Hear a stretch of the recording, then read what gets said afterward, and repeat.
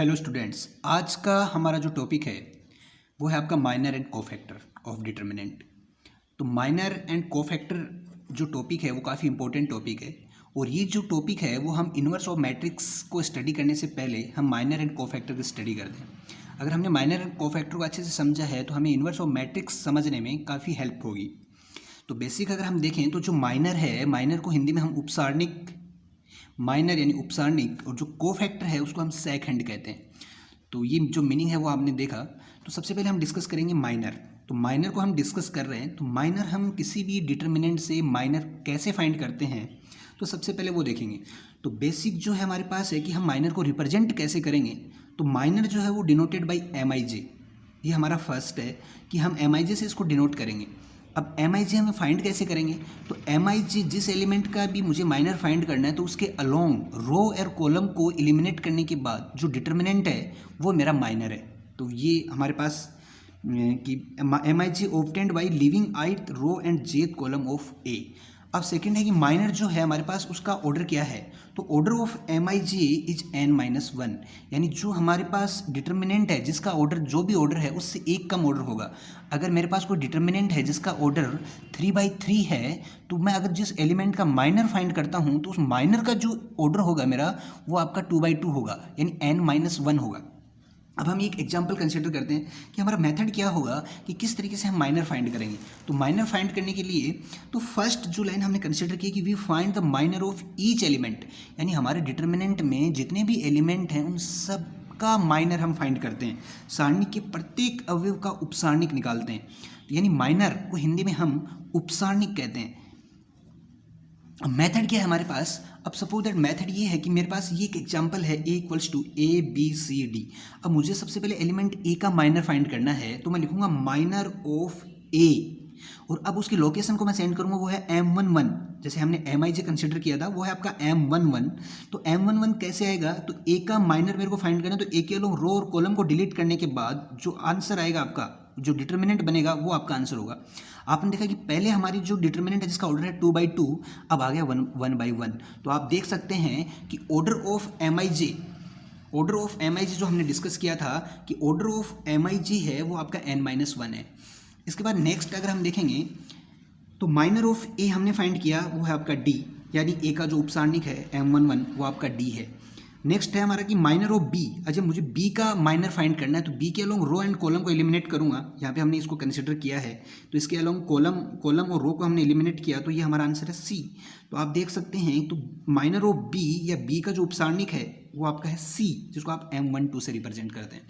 फिर हम minor of सी आपने फाइंड किया, तो माइनर ऑफ सी, तो माइनर ऑफ सी है कि इसमें भी आप जो डिटरमिनेंट है उसके अलोंग जो आपका कॉलम और रो को एलिमिनेट करेंगे तो जो आंसर है बी, तो ये आपका बी जो आंसर है, और इसको आपने लिखा M21। तो सी का जो उपसारणिक है जिसको हमने M21 से रिप्रेजेंट करेंगे वो आपका बी है। इस तरीके से आप डी का माइनर फाइंड करेंगे, तो माइनर ऑफ डी, तो उस केस में हम इसके रो एंड कॉलम को डिलीट करेंगे या एलिमिनेट करेंगे, तो जो हमारे पास डिटर्मिनेंट है वो आपका आंसर है और वो है आपके पास ए। तो इस तरीके से आपने देखा कि माइनर ऑफ डी आपने कैसे फाइंड किया। माइनर ऑफ डी फाइंड करने के लिए आपने डी के अलोंग जो रो एंड कॉलम है उसको डिलीट किया, एलिमिनेट किया, तो हमारे पास आंसर है ए, वो है आपका M22। तो डी का जो उपसारणिक है जिसको हम M22 से रिप्रेजेंट करेंगे वो आपके पास ए है।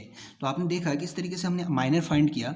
तो अब हमारा कि मैट्रिक्स ऑफ माइनर MIJ, तो वो हमारे पास उसको हम मैट्रिक्स फॉर्म में लिखेंगे और जितने भी एलिमेंट हमने फाइंड किए हैं M11, M12, M21, M22, उन सब की वैल्यू हमने यहाँ पे पुट करेंगे। तो आप देख सकते हैं कि ये आपके पास मैट्रिक्स ऑफ माइनर MIJ है। तो इस तरीके से हम एक एग्जांपल और कंसिडर करते हैं। एक हम 3/3 ऑर्डर की एक डिटर्मिनेंट को कंसिडर करते हैं और उसके क्वेश्चंस और प्रॉब्लम को हम यहाँ पे सॉल्व करते हैं। तो सबसे पहले देखिए, ये हमारे पास एक 3/3 ऑर्डर की एक डिटर्मिनेंट है।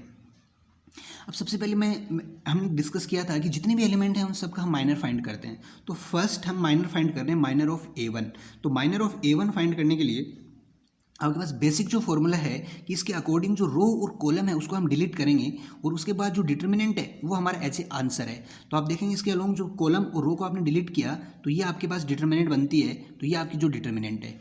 इसमें आपने डिस्कस किया कि the order of MIJ is n-1। तो आपने देखा इसका ऑर्डर जो 3/3 था, लेकिन आंसर का जो ऑर्डर होगा वो आपका 2/2 है। तो माइनर ऑफ A1 यानी A1 का उपसारणिक जिसको रिप्रेजेंट किया आपने M11 से, तो आपके पास ये आया, आपके पास B2 C2 B3 C3, इस तरीके से आपने फाइंड किया। अब माइनर और वैल्यू ऑफ डिटर्मिनेंट दोनों में एक छोटा सा हम डिफरेंस देखेंगे। आपको सबसे पहले यहाँ पे कंफ्यूज नहीं होना है। यहाँ पे देखेंगे माइनर ऑफ A1 के लिए हमने इसके अलोंग रो एंड कॉलम को एलिमिनेट करने के बाद जो हमारी डिटर्मिनेंट है वो हमारा एज ए आंसर है। लेकिन हम जब इसकी वैल्यू फाइंड करते हैं तो उस केस में हम उसको A1 से मल्टीप्लाई भी करते हैं। तो आप यहाँ पे कंफ्यूज नहीं होना है। कई बार हम यहाँ पे कंफ्यूज हो जाते हैं कि हम A1 से मल्टीप्लाई भी करते हैं, बल्कि हमें यहाँ पे A1 से मल्टीप्लाई नहीं करना है। A1 के अकॉर्डिंग रो या कॉलम को एलिमिनेट करने के बाद जो हमारा आंसर है वही हमारा माइनर है। तो यहाँ पे बच्चे कंफ्यूज होते हैं, तो उसको हमने पॉइंट आउट किया है। इसके बाद देखेंगे आप माइनर ऑफ B2 निकालेंगे। माइनर ऑफ B2 यानी जो ये एलिमेंट है B2, इसका मुझे माइनर फाइंड करना है। तो ये एलिमेंट का जो एड्रेस है वो आप देखेंगे कि ये 21 ये 22, तो ये M22 हो गया आपके पास। इसके अलोंग रो एंड कॉलम को मैं डिलीट करूँ तो A1 A3 C1 C3 ये मेरे पास डिटर्मिनेंट है। तो B2 का जो उपसारणिक है वो निकल के आया आपके पास A1 C1 A3 C3। तो इस तरीके से आप जितने भी एलिमेंट हैं हमारे पास उन सब का हम माइनर फाइंड कर सकते हैं, और माइनर को हम MIJ से डिनोट करते हैं। इसके अलोंग जितने भी जिस एलिमेंट का मुझे माइनर फाइंड करना है तो उसके अलोंग रो एंड कॉलम को एलिमिनेट करने के बाद जो डिटर्मिनेंट है वो मेरा माइनर है। तो इसके बाद हम नेक्स्ट टॉपिक देखते हैं अपना। एक एग्जाम्पल हमने और कंसिडर किया है, ये हमारे पास एक एग्जाम्पल है। ये है आपके पास 1 - 6 5 7 3 2 -1 - 3 6 फाइंड माइनर ऑफ 5 and 7। तो मुझे 5, ये जो 5 है इसका माइनर फाइंड करना है। तो बहुत सिंपल है कि इसके अकॉर्डिंग रो एंड कॉलम को आप डिलीट करेंगे तो जो आपके पास डिटर्मिनेंट बचेगा वो आपका एज ए आंसर है। तो सबसे पहले आपने देखा माइनर ऑफ 5। अब माइनर ऑफ 5 यानी इस 5 का माइनर फाइंड करना है। तो सबसे पहले देखेंगे इसका एड्रेस क्या है। ये 1 1 1 2 और ये 1 3, तो ये हो गया M13। अब इसके अलोंग हमने कॉलम और रो को एलिमिनेट किया तो 7 3 -1 -3, तो 7 3 ये हमारे पास। अब इसको मल्टीप्लाई किया अपन ने तो 7 × -3 -1 × 3 ये किया। सोल्व करेंगे तो ये हो गया -21 + 3 और दिस इज -18। तो आपने देखा कि M13 की जो वैल्यू है आपके पास वो -18 है। आपने देखा कि हमने माइनर ऑफ 5 यानी 5 का जब हम उपसारणिक फाइंड करते हैं तो हम 5 से मल्टीप्लाई नहीं करते, हम सिंपली उसके रो एंड कॉलम को एलिमिनेट करने के बाद जो वैल्यू है उसको सॉल्व करते हैं। तो इस तरीके से आपने 5 फाइंड किया। माइनर ऑफ मेरे को 7 फाइंड करना है, तो सिंपल आप देखेंगे कि माइनर ऑफ 7, तो 7 ये एलिमेंट है। तो सबसे पहले इसका एड्रेस देखेंगे, ये कौन सा एड्रेस है M21, तो हमारा M21 है। इसके अलोंग कॉलम और रो को हमने एलिमिनेट किया तो -6 5 -3 and 6 ये हमारे पास एज ए आंसर है। तो 7 का जो उपसारणिक होगा इसको सोल्व किया हमने -6 × 6 तो -36 -5 × -3 तो -15 और ये +15 तो -36 + 15 तो दिस इज -21। तो इस तरीके से आप प्रत्येक अवयव का माइनर यानी उपसारणिक निकाल सकते हैं जो आपके पास M11 M12 M13 M21 M22 M23 M31 M32 और M33 हैं, और इसको हम इस तरीके से बहुत ईजी वे में फाइंड कर सकते हैं। इसके बाद हमारा जो नेक्स्ट टॉपिक है दिस इज कोफैक्टर, और कोफैक्टर भी हमारे लिए बहुत ईजी टॉपिक है और बहुत इंपॉर्टेंट है। तो कोफैक्टर जो है, कोफैक्टर हम माइनर फाइंड करने के बाद हम कोफैक्टर फाइंड करते हैं। तो सबसे पहले मैं बताना चाहूँगा कि हिंदी में कोफैक्टर को हम सहखंड कहते हैं। तो कोफैक्टर हिंदी में हम इसको कहेंगे सहखंड। तो डिनोटेड बाय FIJ। आपने देखा कि जो कोफैक्टर है उनको हम FIJ से डिनोटेड करेंगे। आपकी बुक्स में कभी कभी इसको AIJ से भी डिनोटेड होगा, लेकिन AIJ से हम मैट्रिक्स को डिनोट करते हैं तो इसलिए हमने कोफैक्टर को FIJ से डिनोट किया है।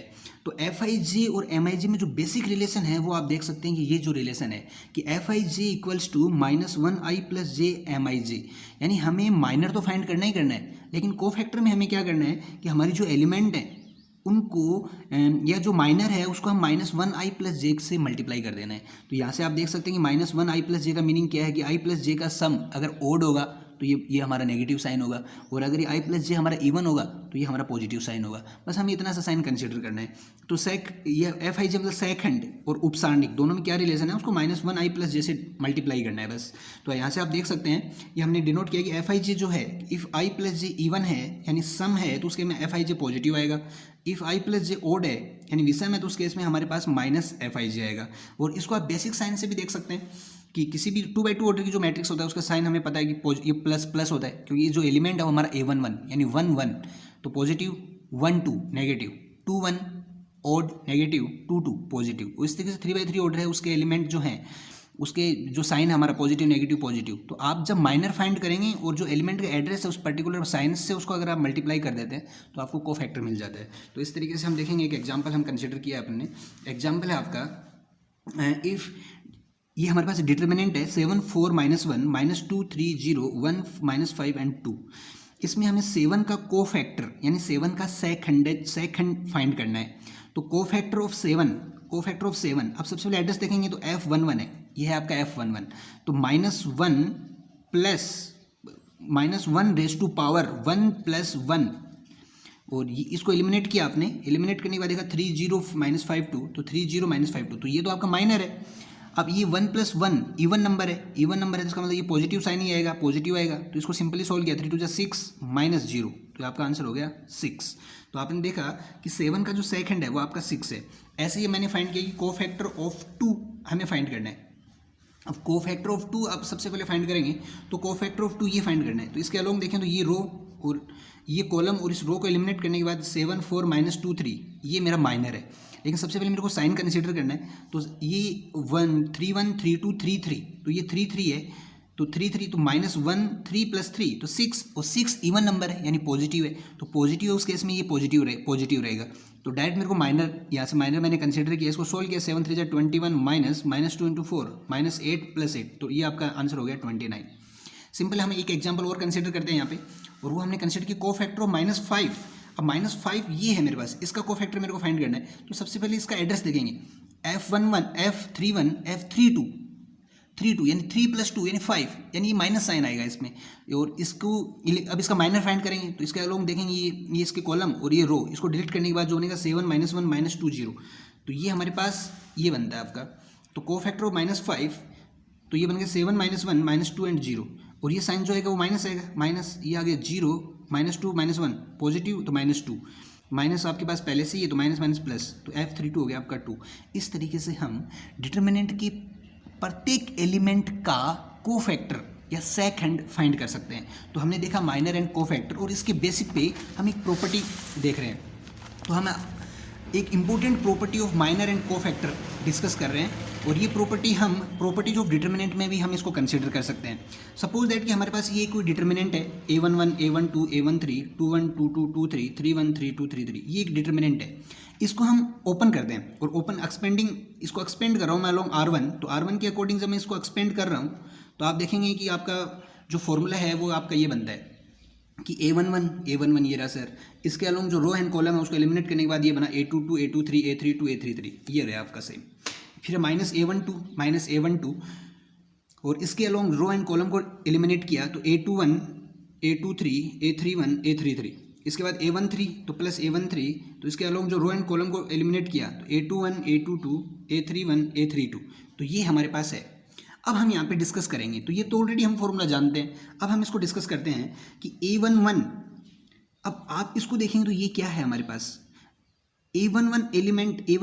इस A11 एलिमेंट को अगर मैंने एलिमिनेट किया तो ये आपका M11 है, तो ये मैंने इसको M11 नोट किया।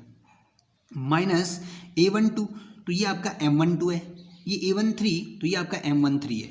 अब आप सेकेंड हम इसको आगे प्रोसीड करते हैं तो आप देखते हैं कि सर ये A11 M11 ये, अब इसको भी आप देख सकते हैं कि अगर मैं यहाँ पे प्लस साइन कंसीडर करता हूँ, इसको एक स्टेप में और यहाँ पे ऐड कर देता हूँ कि ये इस तरीके से लिख सकता हूँ कि A11 M11 plus A12 minus M12 plus A13 M13। अब इसको हम समझेंगे कि F11 जो है कोफैक्टर ऑफ A11 वो है हमारा F11, तो वो होगा आपका -1 1 + 1 M11, तो ये तो पॉजिटिव आएगा तो M11 यानी इस M11 को मैं F11 कंसीडर कर सकता हूँ। फिर है -M12 तो -M12 मेरा F12 होगा, क्योंकि आप देख सकते हैं F12 -1 1 + 2 तो यहाँ पे 1 + 2 आपका ओड है तो ये नेगेटिव साइन देगा तो -M12 हो गया आपके पास। तो -M12 को मैं F12 से कंसिडर से राइट कर सकता हूँ। फिर F13 तो 1 + 3 अगेन ये आपका इवन नंबर है तो ये पॉजिटिव देगा तो F13 तो ये हो गया M13। तो आप यहाँ से देख सकते हैं कि A11 ये हो गया F11 प्लस A12 F12 और A13 F13। तो आप देख सकते हैं कि जिस रो या कॉलम के अकॉर्डिंग जो एलिमेंट हैं और उनके अलोंग उनके जो कोफैक्टर हैं उनका जो प्रोडक्ट है वो हमें डिटर्मिनेंट देता है। तो डिटर्मिनेंट को फाइंड करने के लिए हमारे पास ये काफ़ी एक इंपॉर्टेंट प्रॉपर्टी है कि product of element and their corresponding cofactor तो प्रोडक्ट ऑफ एलिमेंट जैसे A11 है तो A11 का ही मुझे क्या फाइंड करना है, कोफैक्टर फाइंड करना है। A12 और उसी का कोफैक्टर और A13 और उसी का कोफैक्टर को मल्टीप्लाई करके अगर मैं ऐड करता हूँ तो यहाँ से मैं डिटर्मिनेंट फाइंड कर सकता हूँ। तो इस तरीके से हम बाकी की जो डिटर्मिनेंट्स हैं उनको भी हम फाइंड कर सकते हैं। तो डिटर्मिनेंट की वैल्यू ये भी हो सकती है कि A21 के अकॉर्डिंग अगर मैं लेता हूँ तो A21 और उसके अकॉर्डिंग कोफैक्टर यानी F21, A22 और उसके अकॉर्डिंग कोफैक्टर यानी F22 प्लस A23 और उसके अकॉर्डिंग कोफैक्टर F23। तो इस तरीके से ये काफ़ी एक हमारे पास एक इंपॉर्टेंट प्रॉपर्टी है जिसको हमने डिस्कस किया है। Thank you.